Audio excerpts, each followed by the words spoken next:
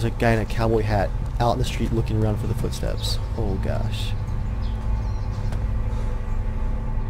Hey folks, Dave, the not so evil Evil Viking 13 here, with a quick look at DayZ Experimental Patch 0.47, specifically 0.47.124631. This patch is actually a pretty big deal because it brings us back one of the pillars of the original DayZ mods gameplay. That is, persistent objects. And along with it, we're also getting respawning loot. If you guys never played the mod back in 2012, persistent objects, specifically tents, were a huge part of the gameplay. Persistent objects carry their location and status between server restarts. So in the mod, you could find a tent, deploy it out in the woods, hopefully pretty well hidden somewhere, put some loot, some fuel cans, some food, some weapons and ammo inside of that tent, save the tent, and a week later, as long as no one had found it, it was still there. It was like your ability to create a home base, and it gives DayZ as a concept longevity. It becomes less about that instant PvP action and that quick going back and forth between occupied town to occupied town, and makes it more about the long-term survival. Now this patch here in DayZ Standalone on Experimental was originally slated to include tents, but we actually got a surprise. There was an issue with tents, so they were pulled at the last minute, and instead, every single object on the server, every bit of loot, is persistent. It is all tracked by the server.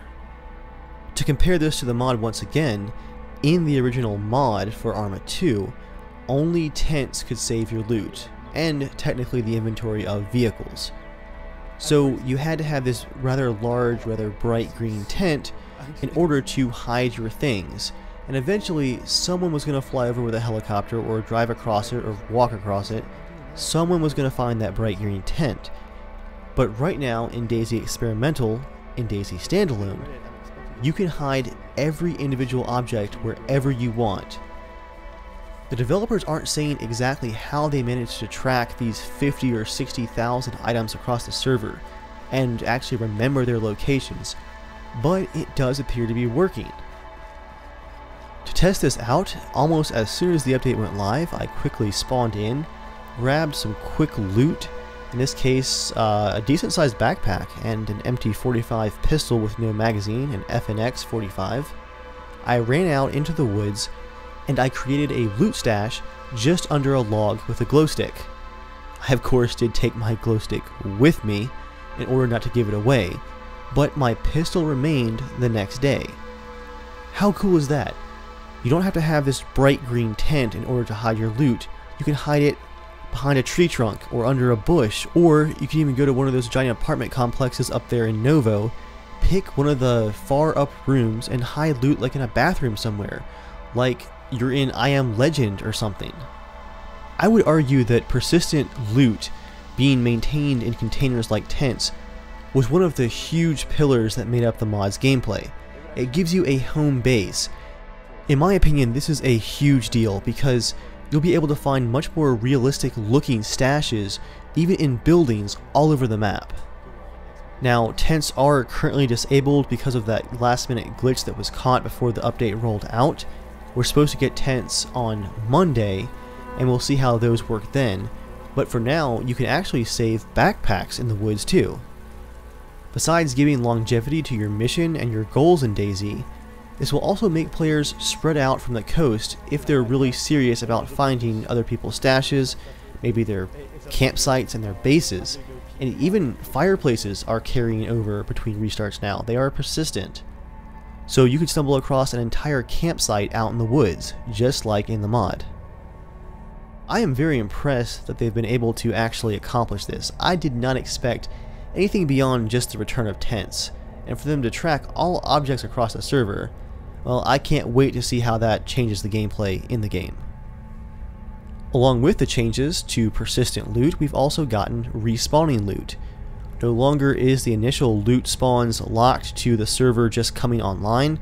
You don't have to restart your server every 2 hours to get faster loot or anything like that. There's now a server-side system that will dynamically respawn loot as it is consumed by players across the map. Now, for obvious reasons, the developers are not talking about exactly how that system works. They're hoping to put off abuse of it while they test it in its initial form in this update. There already are some glitches though, where people are just dragging loot just outside of buildings where it spawned, piling it in the streets, and then the server is respawning some loot back into that building pretty quickly.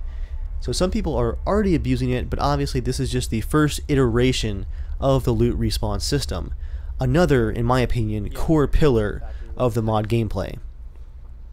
Having the servers respawn loot on their own means that they can stay up now a lot longer thanks to the increased server performance on Experimental.